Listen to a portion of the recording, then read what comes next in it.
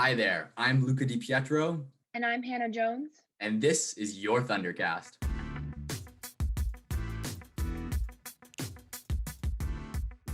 For the past 10 months, the COVID-19 pandemic has changed our world forever.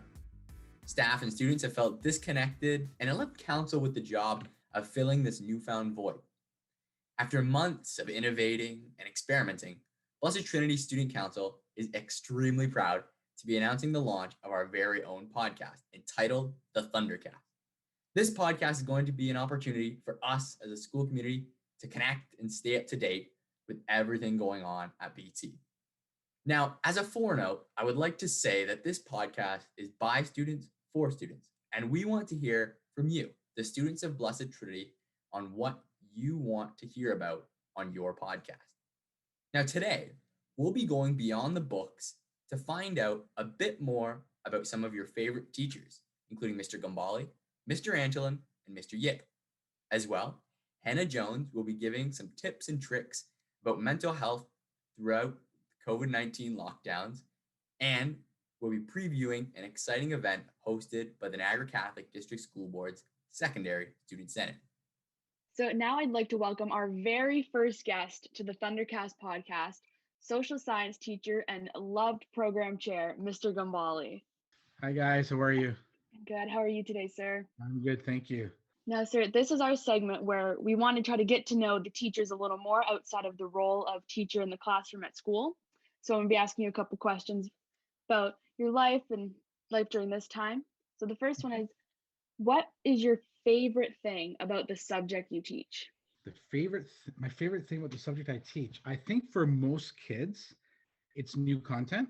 What I do teach right now is First Nations, Métis, Inuit studies predominantly. So a lot of the content that I am teaching, I'm learning as well through cultural sensitivity training, professional workshops, talking to the Indigenous consultant with the board, getting involved in community projects and events, and then I'm able to disseminate that learning to the students. I'm also taking courses, so it's that new learning. I'm always open to trying new things and learning new things. I just don't like. I like the creativity behind teaching different lessons and learning new material and finding different ways to relay that information to the kids. So it's always something different. It's very fluid, like COVID-19 is right now, but I really enjoy the new content. That's definitely a thing, especially with the classes you teach, where I think that's what kids are looking for, is just the new content. And of course, being taught by you, sir, that's always a plus. Thanks, Hannah. Now, sir, this one is more a little family oriented because we know you're a really big family guy. Now, if your family was having a movie night, what would be the number one movie you would want to watch? I really don't have jurisdiction on the TV anymore. My kids have taken complete jurisdiction. So unless it's a Disney Plus movie or something with Disney, I really don't. Whatever they put on the TV, I'll watch. And tonight, I guess we're having some theme party here. My daughters and my son are creating this theme party tonight. We're gonna have this movie night. They're doing this painting. So I have no idea what movies in store for tonight. But if I have jurisdiction on the TV, it's more than likely going to be something with sports. So what would you say, sir, is the number one Disney movie watched in your house, like on repeat all the time? Oh my goodness, I can't remember the name of it. Not Ariel. Ariel's. I can't remember the name of it. What is it? Rapunzel? Is it Rapunzel? Probably. It's one of the many. Rapunzel's one, and Sing. I think Sing is also very popular now, and they're looking forward to Sing 2. I think that's coming out very shortly. So I'm getting notifications on that one. Literally, Hannah, it's like whatever movie is out on Disney, Disney Plus, when they'll watch it. So it's like you sit there watch it, eh? Well, thank you so much, Mr. Gambali, for being a part of our very first episode. It was such a pleasure to talk to you, and hope you stay safe and enjoy your time at home right now while you can. Thank you very much, Hannah. Likewise to you too. It's a very, very different situation right now, teaching and having 3 kids at home right now because my wife was teaching again. She's at St. Mark's, so I'm pretty much on my own with my 3 kids and teaching at the same time. So it's a new normal, I guess, right now. So, but you guys be safe too. All right, thanks, sir. Thanks, guys. All right, our next guest is the maestro of interior design, and I've never had the pleasure of being his student, but I've known him for years now. Please welcome Mr. Antolin onto the Thundercast. Great to have you today, sir. Thank you for the invite. Great to be here. Now, in our second Beyond the Book section, we're really trying to learn a bit more about you outside the classroom. And I'm wondering if you could tell me a bit about your post-secondary educational experience throughout university and a bit about your family life today. After graduating high school, I applied for social sciences and I applied for architecture, landscape architecture. So for some insane reason, U of T, so University of Toronto, I got into a 5-year program where I basically majored with landscape architecture. So in my 4th year, I got to study at the University of Florence and the University of Milan and the University of Venice. And then finished that after 5 years, was in the field for a bit. I actually was fortunate enough then to actually go back to Europe, go back to school, started studying ethnomusicology. Now there's something for you. And that was under the Slovenian Academy of Sciences and Arts, and found the love of my life, who basically enticed me back to Canada. And well, that was almost 25 years ago. And 3 kids later, that's about it. But within all of that, I applied to Teachers College. And I hate to say it as a joke, but it kind of was. And ironically, I'm sitting at BT. I'm not in Europe at the moment. And the joke's on me, because when they accepted me, the question then was, what do I do? And here you go. I think I've been teaching at BT for 22 plus years now. So it's been a wild, quick ride. Wow. Loved it. Fascinating story. Thank you so much. That was very interesting, I must say. I believe our next question is coming from Hanna. Uh-oh. So, sir, during all of these like lockdowns and everything, we really want to know, have you picked up any new cool hobbies or done anything interesting during your time at home? That's a good one. I'm going to tell you that I miss a lot of, I think we all miss the normalcy.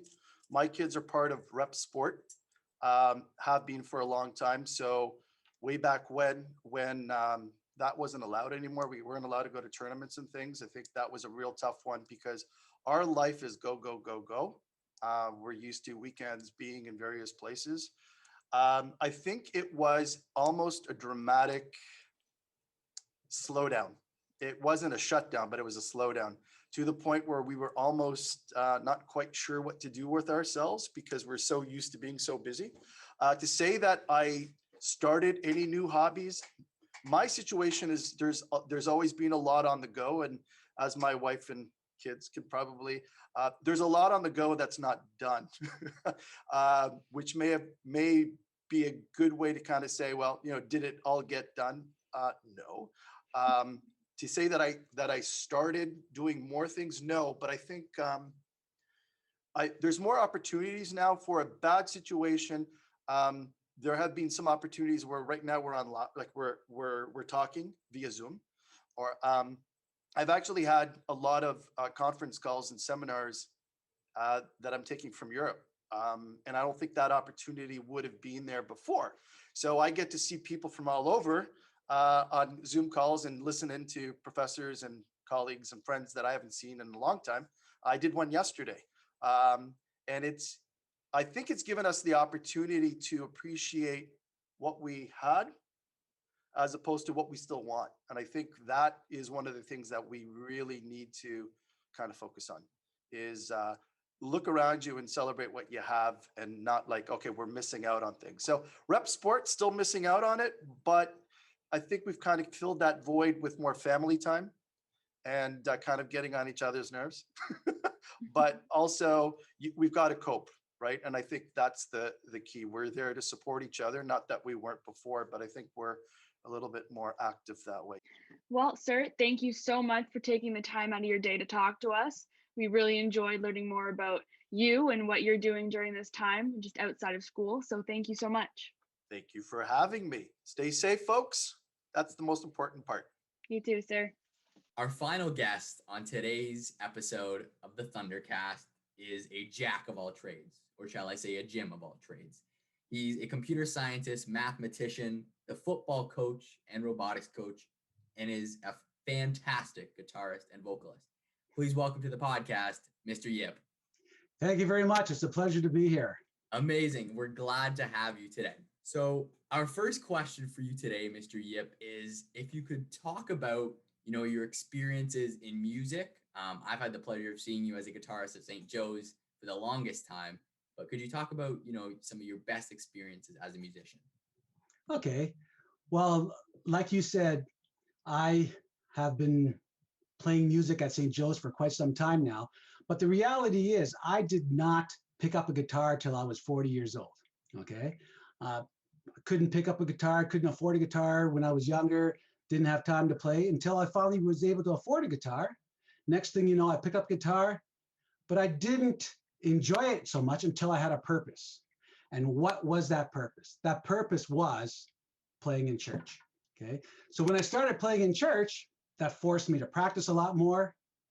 I started learning new songs. And next thing you know, that music became a ministry. And for the last 20 years, I've been doing it and enjoying every minute of it. I spend almost every waking moment, except for at school, of course. I spend almost every waking moment listening to Christian radio, listening to my Spotify Christian channel, looking for new songs to bring and integrate into the at St. Joseph there. And over the last year or so, I would say I've added 50 plus new songs over the course of the last couple of years. So now that there's a purpose, and that's helped me grow, and why I'm so excited and jacked up about especially the music is that if I can use my music to help draw people to God, then that's my ministry, you see? And I really think that if people actually take a moment and look at the words and listen to the words, the meaning of the words, the lyrics, the music talks to them, just like it's been talking to me. And that's why it's become a ministry to me. That was a truly beautiful answer, sir. And I think we can all take something from that really, God really provides our purpose and, gives us a sense of fulfillment. Even and through your journey in music, it's really helped you grow your spiritual relationship with God. So that's a really fascinating answer. Thank you.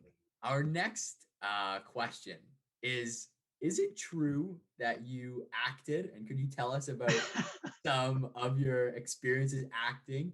Who told you that?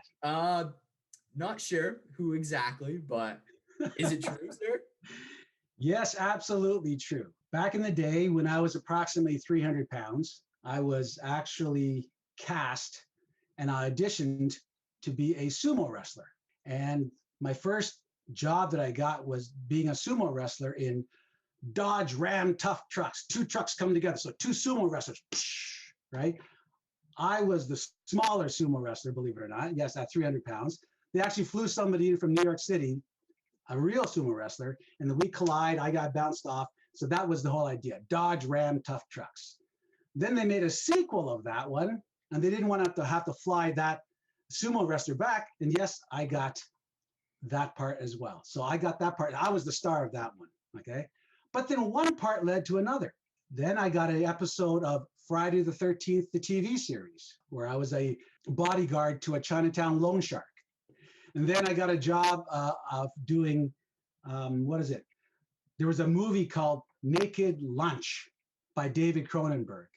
Okay, I got an episode of that. I did a TV show called, you may recall, Kung Fu: The Legend Continues with David Carradine. So I did an episode of that.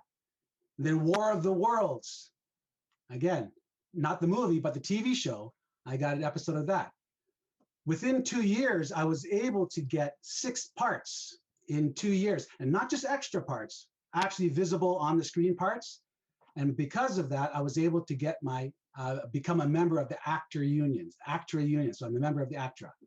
And if you want to read a little bit about me, somebody actually created for me an IMDb page. Wow. I didn't create it. Trust me, I didn't create it. So if you really want to read a little bit about it, how I was actually found, how I was discovered, because I was actually volunteering to coach wrestling at a high school in Oshawa. So I was actually discovered, truly found and discovered. So if you want to read about it, IMDb, Jim Yip. You can find it, okay? But yeah, so I still have my actor card, and one of these days when I retire, I plan on going back to acting.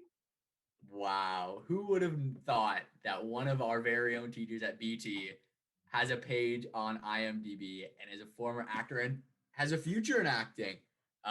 We're excited to see your return to acting, Mr. Yip. One of these days it will happen. I'm confident it will, yes. So yeah, that wraps up our third and final guest on our first ever episode of the Thundercast. Be sure to check out Mr. Yip on IMDb and look into his acting career. We're looking forward to seeing you on a big screen soon. Take care, and thank you so much, Mr. Yip. Thank you for the opportunity. Thank you. So we all know that school takes its own toll on a student's mental health, but learning how to take care of ourselves mentally during these times of lockdown is a challenge. Especially now that we're doing online school, it's so important to take time out of your day to get off your computer, your phone, your iPad, or whatever you use to go to school. Do an activity that is completely screen-free, whether it's reading a book, drawing if you're into art, or just sitting down listening to music, or just sitting outside. Take time for yourself to give your eyes a break and give your brain a break. I'd also like to remind you that the NCDSB Student Senate is hosting a mental health summit on February 5th from 10:30 a.m. to 12 p.m. This is a great resource to not only learn how to take care of yourselves mentally, but you'll also get 2 hours of community service if you attend. Be sure to click the link in the @BT Thundergram bio to register for the event. Please note you must register before January 29th. So that's all the time we have for today's episode. A huge thanks goes out to all of the teachers who participated in today's episode and for all of the lovely conversations we had with each of them. And also thank you to Ciara for making all the behind the scenes action possible. Thank you everyone for listening to today's episode, and please feel free to DM us on Instagram @BT Thundergram if you liked the episode and if you have any ideas of what you would like to see in the future. This has been episode 1 of Your Thundercast, hosted by Hanna Jones and Luca DiPietro.